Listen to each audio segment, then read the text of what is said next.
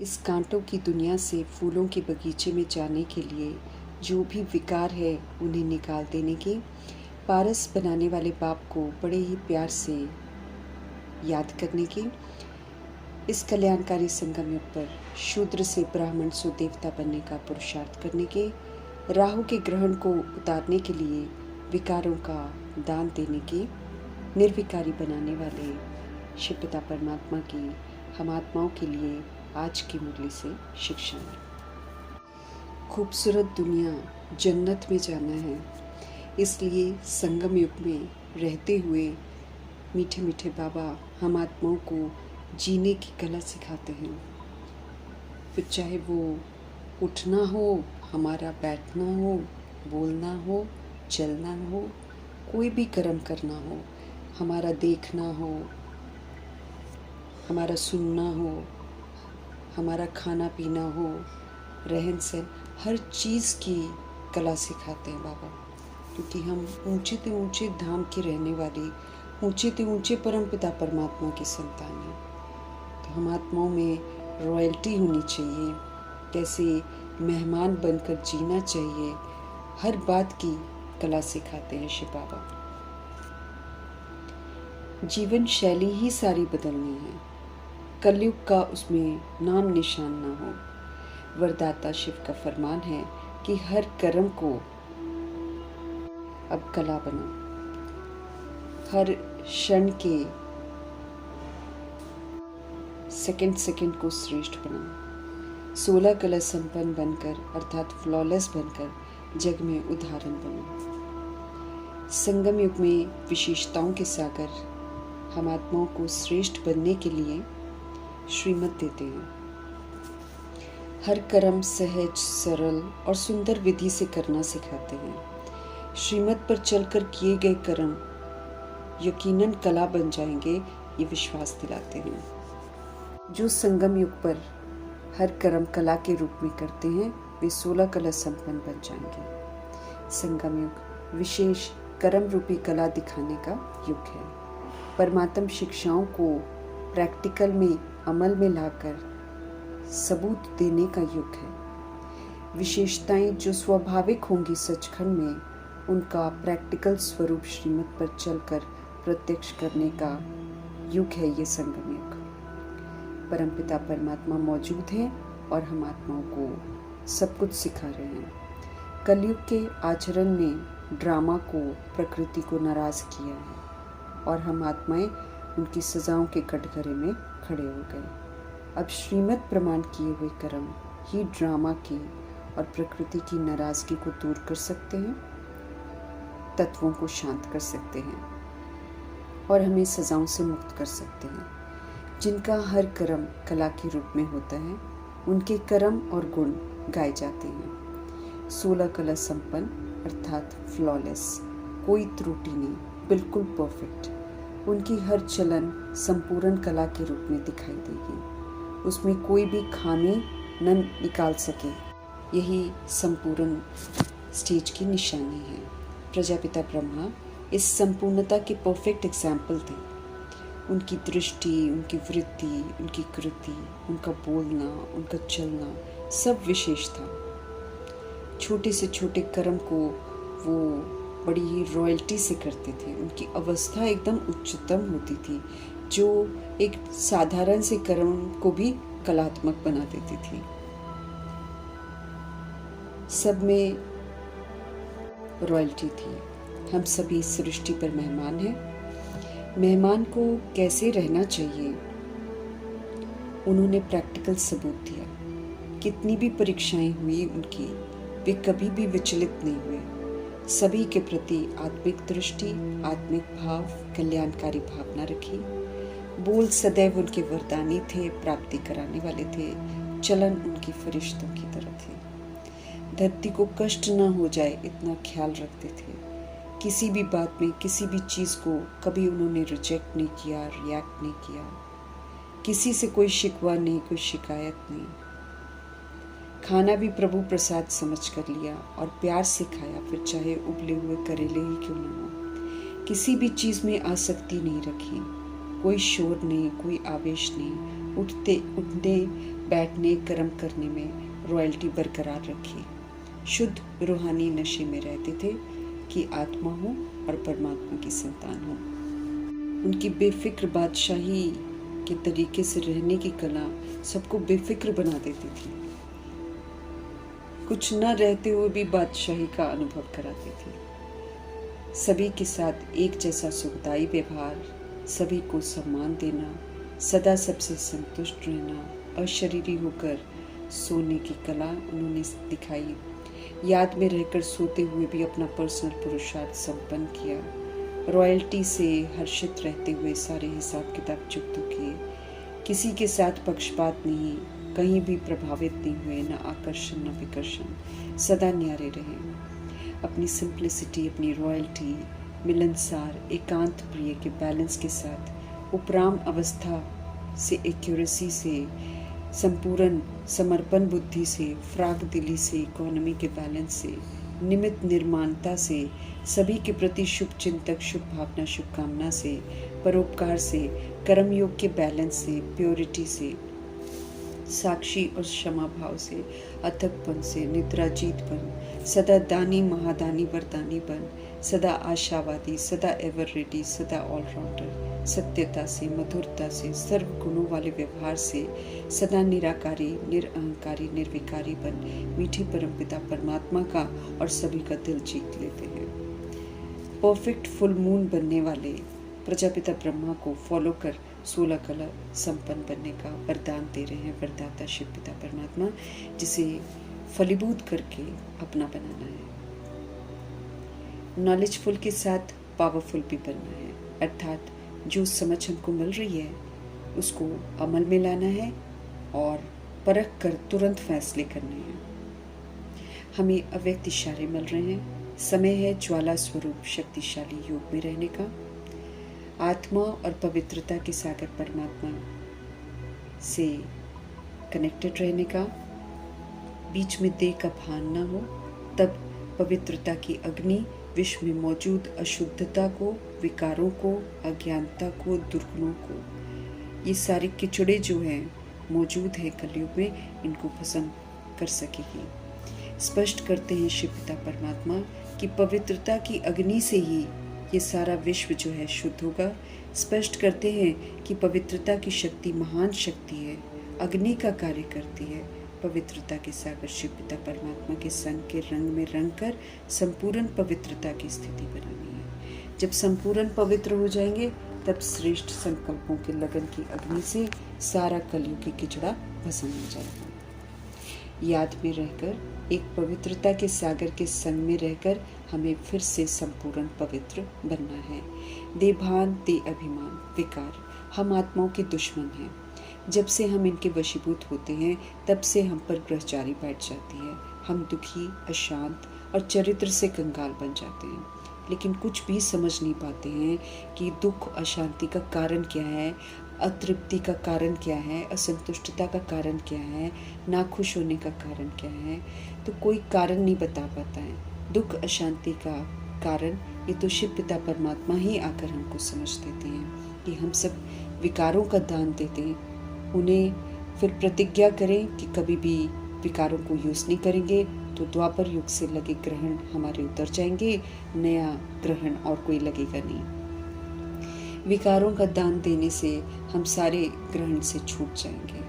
हम फिर से पवित्र, फिर से खुश, संतुष्ट, स्वतंत्र बन जाएंगे। समय है कीर्ति कला में ले जाने वाले विकारों को प्रभु को सौंपने का। उनकी मौजूदगी में ही हम ये कार्य कर सकते हैं। भारत को पुनः स्वर्ग बनाने में मददगार बनना है। उसके लिए हमको अटेंशन रखना है कि हम पर बृहस्पति की दशा सदा बनी रहे, अर्थात हम मर्यादाओं की लकीर के अंदर रहें, अपने आप को आत्मा समझकर पाठ बजाएं। सच्ची स्मृतियाँ दिला रहे हैं शिव पिता परमात्मा। उन्हीं स्मृतियों में रहते हुए हमें अपनी ओरिजिनलिटी में लौटना है। हम सभी आदि सनातन देवी देवता अति श्रेष्ठ धर्म के थे, सर्वगुण संपन्न थे, 16 कला संपूर्ण थे, संपूर्ण निर्विकारी, मर्यादा पुरुषोत्तम, संपूर्ण अहिंसक थे। ये स्मृति दिलाते हैं शिव पिता परमात्मा कि हम सब पवित्रता के सागर के बच्चे हैं, लेकिन काम चिता पर बैठकर हम सभी अपवित्र हो गए, काले हो गए। हमें ग्रहण लग गया, अपवित्र, दुखी, अशांत आत्माएं हो गए। ओरिजिनलिटी हमारी मर्ज हो गई और नकली मुखौटे हमने लगा लिए। अब हमें फिर से पवित्र बनाने के लिए शिव पिता परमात्मा आए हैं। बृहस्पति की दशा फिर से हम आत्माओं पर बैठी है, तो ईश्वरीय मर्यादाओं के अंदर रहते हुए श्रीमत पर चलकर हमें फिर से सर्व गुणों से संपन्न बनना है, 16 कला संपूर्ण बनना है। समझ देते हैं हमारे शिव पिता परमात्मा कि श्रीमत पर एक्यूरेसी से हम चलेंगे तो यकीनन हम ऐसा बन जाएंगे। हम आत्माओं के पारलौकिक परमपिता परमात्मा संगम पर आकर ऊंचे कर्तव्य करते हैं। उनके कर्तव्यों की प्रमाण उनकी महिमा होती है। 12 ज्योतिर्लिंगम उनके कर्तव्यों की यादगार हैं, उनकी अथाह महिमा है। ऊंचते ऊंच शिव पिता परमात्मा बीज रूप है, चैतन्य है, वो सुख, शांति, प्रेम, आनंद के सागर है। हम रूहों को जो चाहिए वो सब कुछ उनके पास है, इसलिए जब वो आकर हमको भरपूर करते हैं तब जाकर हम आत्माएं तृप्त होते हैं। परमपिता परमात्मा शिव की याद में बना नागेश्वर मंदिर हमें स्मरण कराता है कि परमात्मा शिव मनुष्य आत्माओं के जीवन से काम, क्रोध, लोभ, मोह, अहंकार, इन विकारों के जहर को समाप्त करते हैं और आत्माओं को निर्विकारी बनाते हैं। नाग जहरीले विष का प्रतीक है, इसलिए परमपिता परमात्मा शिव को विषय वासना रूपी नाग से मुक्त कराने वाला नागेश्वर कहते हैं। उनको सोमनाथ भी कहते हैं। सोम का अर्थ है अमृत तथा सोमनाथ का अर्थ होता है अमृत पिलाने वाला। निराकार परमपिता परमात्मा शिव पुरुषोत्तम संगम युग में ज्ञान अमृत का पान हमको कराते हैं। परिणाम स्वरूप सभी आत्माएं पवित्र बनकर जीवन में स्थायी सुख शांति प्राप्त करती हैं, इसलिए परमपिता परमात्मा शिव को सोमनाथ भी कहते हैं। कहते हैं कि शिव ने भीम नाम के अति शक्तिशाली असुर का वध करके मनुष्यों को उसके भय से मुक्त किया था। ये कहानी हमें याद दिलाती है कि परमपिता परमात्मा शिव हम आत्माओं के अंदर के जो भीम है जैसे शक्तिशाली विकारों का भी नाश करके हमें विकारों के भय से मुक्त करते हैं, इसलिए उन्हें भीमा शंकर भी कहते हैं। परमपिता परमात्मा का नाम भी उनके कर्तव्य की यादगार है। उनको विश्वनाथ इसलिए कहा जाता है क्योंकि वो पवित्रता, सुख, शांति संपन्न नए विश्व की स्थापना भी करते हैं और वो सारी विश्व की आत्माओं के नाथ भी हैं। परमपिता परमात्मा शिव संगम युग में हम सभी को हमारी अविनाशी आत्मा होने का सत्य परिचय देकर मृत्यु अर्थात काल पर विजय दिलाते हैं, इसलिए उन्हें कालों के काल महाकालेश्वर भी कहते हैं। केदार ये विष्णु का नाम है। परमपिता परमात्मा शिव विष्णु के भी रचता हैं, इसलिए उन्हें केदारनाथ कहा जाता है। परमपिता परमात्मा शिव ब्रह्मा, विष्णु, शंकर के रचता हैं और इन देवताओं की रचना कर सृष्टि की स्थापना, पालना और विनाश का कर्तव्य कराते हैं, इसलिए उन्हें त्र्यंबकेश्वर भी कहते हैं। परमात्मा के दिव्य स्वरूप को ओंकार स्वरूप भी कहते हैं, अर्थात वो सच्चित आनंद स्वरूप हैं, इसलिए परमपिता परमात्मा शिव को ओंकारेश्वर भी कहते हैं। आत्मा रूपी पार्वतियों का शिव के साथ मिलन होता है, तो परमपिता परमात्मा आत्मा रूपी पार्वती को निखार देते हैं, अमर कथा सुनाकर उसको अमरलोक का वासी भी बनाते हैं, इसलिए उनको मल्लिकार्जुन भी कहते हैं। उनको कृष्णेश्वर भी कहते हैं क्योंकि वो आत्माओं की सच्ची करुणा की पुकार सुनकर सभी को कष्टों से मुक्त करते हैं। उन्हें रामेश्वर भी कहते हैं क्योंकि वो सुंदर मर्यादाएं सिखाते हैं, जिसकी लकीर के अंदर रहकर आत्मा जो है वो स्वर्ग का वर्षा प्राप्त करती है। हम सभी आत्माओं को विकार रूपी रोगों से मुक्त करते हैं, रोगों का कारण बताते हैं। आत्मा को जो रोग लग जाते हैं उसका निवारण करवाकर हम आत्माओं को फिर से निरोगी बनाते हैं, इसलिए उन्हें वैद्यनाथ भी कहते हैं। यादगार हम सभी आत्माएं बनाते हैं, लेकिन परमपिता परमात्मा यादगार के राज आकर हमको बताते हैं और स्पष्ट करते हैं कि ये नाम क्यों रखे गए हैं। वैसे हमारे शिव पिता परमात्मा का नाम सिर्फ शिव है। शिव माना वो सदा ही कल्याणकारी हैं। हम आत्माएं पत्थर बुद्धि बन जाते हैं, लेकिन अभी हमें रावण की मत को छोड़कर, रावण रूपी विकारों को, देह अभिमान को छोड़कर फिर से पारस बुद्धि बनना है। पतितपना सारा छोड़कर हम आत्माओं को फिर से भारत को सुंदर पवित्र दुनिया सत्युग बनाना है। पुनः विष्णुपुरी में जाने के लिए सब तरह की हिंसाओं को छोड़कर हमें संपूर्ण अहिंसक वैष्णव बनना है। पुनः हमें निर्विकारी दुनिया में जाना है, इसलिए सब तरह के विकारों का त्याग कर देना है। राहु, शनि, केतु, मंगल, जो भी ग्रहचारी हमको बैठती है, ये तब बैठती है जब हम श्रीमत पढ़ने चलते हैं, जब हम भगवान की अवज्ञा करते हैं, जब हम स्वधर्म के विपरीत जाकर सृष्टि के नियमों के खिलाफ जाते हैं, तब ये ग्रहण हमको लगते हैं। अब समझ से जो वजह है ग्रहण की, उन वजह को छोड़ देना है, तो सारी ग्रहचारी से मुक्त हो जाएंगे। और हमारे रूहानी शिव बाबा हम आत्मा को रूहानी ज्ञान देते हैं। ये हम आत्मा का भोजन है। जब ये भोजन हमको मिलता है तो फिर से हमको शक्ति मिलती है और फिर से हम सब सुरजीत हो जाते हैं। अब पुरानी दुनिया को छोड़कर हमको नई दुनिया में जाना है, इसलिए पुरानी दुनिया के शूद्रपन को सदा के लिए त्याग देना है। हमें समझ मिली है कि ये जो देह अभिमान है, ये जो देह का भान है और ये जो विकार है, ये हमको शूद्र वर्ण में लेकर जाते हैं। अब हमको पुनः देवता वर्ण में जाना है, तो फिर इस संगम युग में सच्चा ब्राह्मण बनकर कर्मयोगी फरिश्ता का पाठ बजाकर फॉलो फादर करके देवता घराने में जाने के लिए क्वालिफाई करना है। सारे गुणों को यूज़ करना है, विश्व के कल्याण में मददगार बनना है, विकारों को नहीं यूज़ करके सबूत देना है। बातें बहुत आएंगी, परीक्षाएं बहुत आएंगी, ताकि हम विकारों को यूज़ करें, ताकि हम अवगुणों को देखें, अवगुणों को यूज़ करें। परंतु परमपिता परमात्मा हम आत्मा को चैलेंज करते हैं कि हमको उसको यूज़ नहीं करना है, विजयी रतन बनकर दिखाना है। अब हमें रावण की मत पर चलकर पत्थर बुद्धि नहीं बनना है, बल्कि निराकार राम की मत पर चलकर बिल्कुल प्योर पारस बनना है। शिवाचार्य शिव इस समय हमको राजयोग सिखा रहे हैं। हम आत्मा राजा अपने अकाल तख्त पर बैठकर, भृकुटी के अकाल तख्त पर बैठकर परमपिता परमात्मा से कनेक्ट होकर उनकी श्रीमत के प्रमाण कर्म इंद्रियों को चलाना है, मन बुद्धि संस्कार को चलाना है। श्रीमत के विपरीत बिल्कुल नहीं चलना है। कोई कुछ भी करे, हमें गुणों का सहयोग देना है, हमें अपनी निर्विकारी स्थिति का सहयोग देना है, हमें अपनी निरअहंकारी स्थिति का सहयोग देना है, हमें निराकारी अवस्था का सहयोग देना है, हमें सतोगुणी और सतयुगी पाठ बजाना है। ज्ञान के सागर पतित पावन सर्व के लिबरेटर शिव पिता परमात्मा हम आत्मा को रावण से लिबरेट कर रहे हैं, तो अब हमें रावण की मत पर चलकर विघ्न रूप नहीं बनना है। इस रौरव नर्क से निकालकर शिव पिता परमात्मा हमको अपने साथ लेकर जाने के लिए आए हैं, लेकिन साथ जाने के लिए फिर हमको बाप समान बनना है। इस बात का ध्यान रखना है। जो साथ में जाते हैं वो फिर सर्व सजाओं से मुक्त हो जाते हैं। समझ मिली है कि विकारों के कारण हम आत्माएं जल मरी हैं, काली बन गई हैं। अब हमको इन्हें छोड़कर फिर से संपूर्ण बनना है। 16 कला संपूर्ण, फ्लॉलेस, बेदाग हीरा बनना है। बेदाग हीरा जो होगा, आत्म अभिमानी जो होगा, वो परमपिता परमात्मा जी के साथ वापस घर जाएगा। हमें याद रखना है कि हम सभी आत्माएं गति सदगति के लिए, पारस बुद्धि बनने के लिए मोस्ट बिलवेड बाप के पास आए हैं। तो ऐसे सच्चे माशूक का सच्चा आशिक बनना है। आशिक फिदा हो जाता है माशूक पर और सब कुछ कहना मानता है, बिल्कुल वैसी आशिकी करनी है। उनकी अवज्ञा करके या कहीं और दिल लगाकर हमको किसी भी तरह की बेवफाई नहीं करनी है।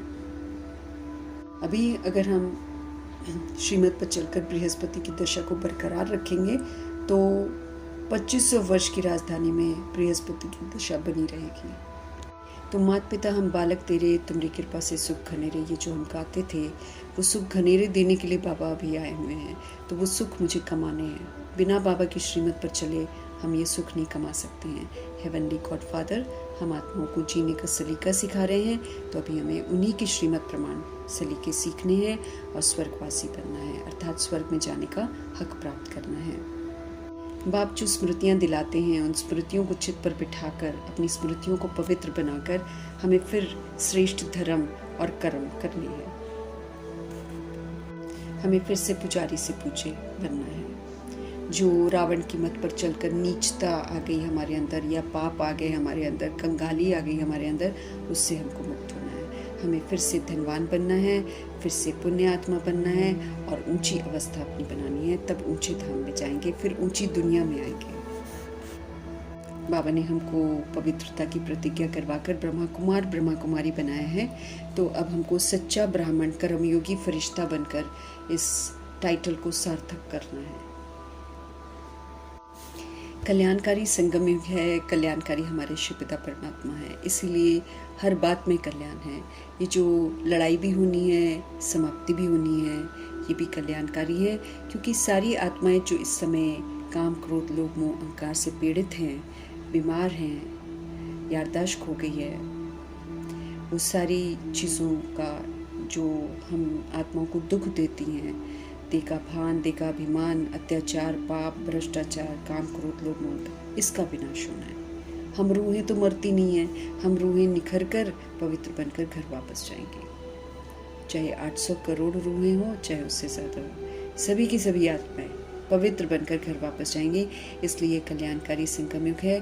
फिर से आत्माएं स्वतंत्र बनेंगी, फिर से सुखदायी बनेंगी और फिर से असीम शांति का हकदार बनकर वापस घर जाएंगी, आराम करेंगी। और अगर वो क्वालिफाई करती हैं तो फिर नई दुनिया में आएंगे। सतयुग के लिए क्वालिफाई करना पड़ता है, सब नहीं करते हैं। जो 16 कला संपूर्ण बनकर दिखाते हैं, सर्वगुण संपन्न बनकर दिखाते हैं, निर्विकारी बनकर दिखाते हैं, वही आत्माएं वहाँ पर जाने का हक प्राप्त करती हैं। बाकी सारी आत्माएं फ्री होकर वतन में जाकर आराम करती हैं। जब उनका पार्ट इमर्ज होता है, फिर सृष्टि रूपी ड्रामा में आती हैं। जन्म जन्मांतर हम उल्टी दशाओं के शिकार बने हैं। अभी हमको बृहस्पति की दशा में रहना है। सर्व संबंधी हमारे शिव बाबा, हमारे बाप, टीचर, सदगुरु शिव बाबा। बाकी सब कुछ झूठ है, विनाशी है। कोई भी हमारी सदगति नहीं कर सकता है। ये पूरा का पूरा विशेष वर्ल्ड है। यहाँ पर सारे उल्टे कर्मों के बंधन में एक दूसरे के साथ बंधे हुए हैं, इसलिए सब विनाशी हैं, झूठ है। इसलिए उस झूठ से हमको बाहर निकलना है और पुनः वाइसलेस वर्ल्ड में चलने की हमको तैयारी करनी है। उसके लिए फिर हमको निर्विकारी बनने का सबूत जरूर देना है। लोग देह अभिमान में है, इसलिए बॉम्ब्स गिराएंगे, देहों को मारेंगे। उनको ये नहीं पता है कि आत्माएं नहीं मरती हैं, आत्माएं न जलती हैं, न कटती हैं, न मरती हैं। वो दुख का अनुभव करके, डर का अनुभव करके, जैसे जैसे उसके कर्मा होते हैं, उसको अनुभव करके शरीर से निकल जाती है। हम आत्मा को मन मना भव होकर रहना है। जितना हम रहेंगे मन मना भव होकर, उतना हम बुराइयों से बच जाएंगे, क्योंकि बाबा हमसे बुरे काम करने ही नहीं देंगे। मीठे बाबा कहते हैं इस समय दुनिया बिल्कुल पुरानी हो गई है और अब इसको फिर से नया करना है। तो हमको नई स्मृतियों के साथ अपने आप को नया बनाना है, नए संस्कार धारण करने हैं, ईश्वरीय संस्कार धारण करने हैं, दिव्यता धारण करनी है, सत्यता धारण करनी है। पतित दुनिया को अलविदा करके पावन दुनिया में जाने के लिए खुशी खुशी तैयार होना है। कांटों के जंगल से दिल नहीं लगाना है। अब हमें सत्युगी गार्डन, जो अल्लाह का बगीचा कहलाता है, जन्नत कहलाता है, परिस्तान कहलाता है, पारसपुरी कहलाता है, ऐसी सुंदर दुनिया में चलने के लिए हमको यहाँ पर रावण रूपी कांटों को छोड़कर सत्यता और दिव्यता की विशेषताओं को धारण करके परिस्तान में चलने का पासपोर्ट प्राप्त करना है। अभी वृक्षपति की दशा है, इसलिए सारे बंदरपने को छोड़ देना है। हमें समझ मिली है कि जब हम रावण रूपी विकारों के वशीभूत होकर चलते हैं तो वो बंदरपना कहलाता है। बंदरपने से ये सारी दुनिया जो है वैश्यालय बन जाती है। अब इसको शिवालय बनाना है, शिव की मत पर चलकर। हमको यहाँ पर पावन बनकर सबूत देना है, अपने परमपिता परमात्मा का नाम रोशन करना है। ड्रामा और प्रकृति और माया, यमदूत और धर्मराज जी की सलामी लेने लायक बनना है। क्योंकि जो बाबा के साथ जाएंगे या फिर जो अपने आप को संपन्न संपूर्ण बनाएंगे, वो फिर धर्मराज की और ड्रामा प्रकृति की सलामी के हकदार बनेंगे। अर्थात वो इज्जत से घर वापस जाएंगे और फिर इज्जत से पारसपुरी में आएंगे। पारसनाथ शिव पिता परमात्मा इस समय हमको हर तरह से गाइड कर रहे हैं, जिससे कि हम बिल्कुल पारस बुद्धि बन जाएं। तो उन्हीं का संग करके, उन्हीं की श्रीमत पर चलकर, उन्हीं को प्यार से याद करके हमें संपन्न संपूर्ण बनना है। ऐसे सुंदर पारसनाथ शिव पिता परमात्मा जी